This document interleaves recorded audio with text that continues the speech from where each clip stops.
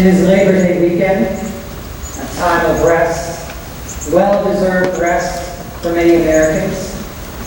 In 1882, Peter J. McGuire, the Vice President of the American Federation of Labor, made a proposition that a day be set aside in recognition of the nameless laborers, those who show up day in and day out, not just those with the high status or the big incomes, but all those who are responsible for getting the job done.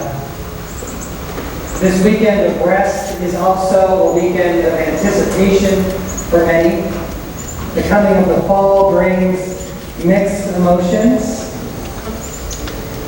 Parents, teachers, students.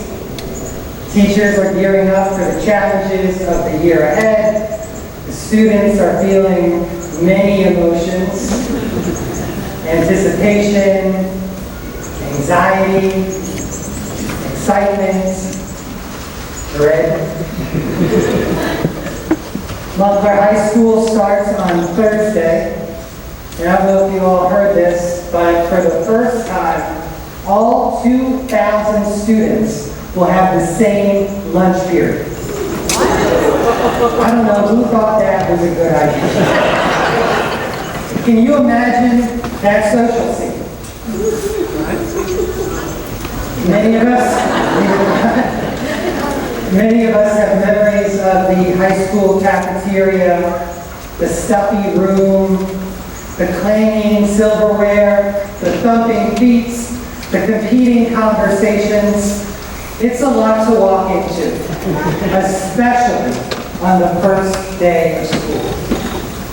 On Thursday, a freshman beginning 9th grade will pay for her lunch, pick up her tray, and look out at an ocean of tables. In this moment, she has to decide where to sit. Kids scurry past, grabbing the best seats, and as she desperately tries to figure out this terrain, thousands of calculations run through her mind. And she feels like her entire life rests on this decision, where to sit. But deep down, there's an even deeper question. Is there a place for her at a table? Meals, some of the most intimate and communal human moments, are also where lines are drawn, distinctions are made, and hierarchies established. The high school cafeteria is like other places where people come together: the PTA meeting, the boardroom, the athletic fields. We are assigned or assume a particular status, and we judge ourselves or understand ourselves in relation to others, and we do our best to move forward. In this morning's scripture, Jesus navigates these tricky social waters at a meal with prominent religious folks. Jesus walks in and immediately recognizes everyone scurrying for position, trying to grab the best seats. A hierarchy defines this group. The priests at the top, then the Levites, then everyone else based on their lower social status. As Jesus scans the room, he notices that everyone is watching him too. The people of higher status are eyeing him, wondering, where does this guy fit in? Or if he even fits in at all. They assume probably not. They've heard how he breaks the rules, how he heals on the Sabbath, hangs out with the untouchables, how he speaks out, speaks up, and offers unsolicited advice. Just the kind of person who invites to a dinner, right? He says, if you're wondering where to sit, here, choose the lowest seat. He takes the pressure off. And the best thing is, it allows the host to say, come, friend, move up higher. I'm sure that the honored guest didn't take Jesus' advice initially. He was known for having terrible taste in dinner parties.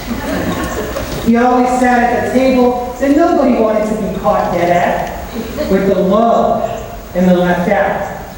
And the worst part of all, he always seemed to have a ball. This story reminds us that wherever people gather, there is a status configuration that is revealed. Status conferred by circumstance, position, age, income. Status that is fluid, that's changing moment to moment with each interaction. But status does not define the value of a human being. Status does not define the value of a human being. Status is just status. It's not who we are. When we know who we are, when we let go of understanding ourselves and our value based on position or what other people think, then we are free to show up in any situation and make something meaningful happen. We are free to affirm the inherent worth and dignity of every single human being. We can create pockets of justice and joy in the world. This is what Jesus reminds us in this morning's scripture, and it can also be heard in the lyrics of the opening psalm, For Everyone Born, that we sang so beautifully together this morning. For everyone born, there's a place at the table. For everyone born, clean water and bread, a shelter, a space for growing. For everyone born, a star overhead. And God will delight when we are creators of justice and joy, compassion and peace. Yes, God will delight when we are creators of justice and joy. And you may hear me rambling on with those lyrics and think that that isn't how the world works. Exactly. You and I are vanguards of a new world. You may hear me going on with these lyrics and think, you're dreaming. Exactly.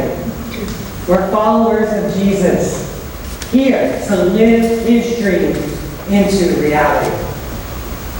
And we begin in this community, in our church, at this communion table.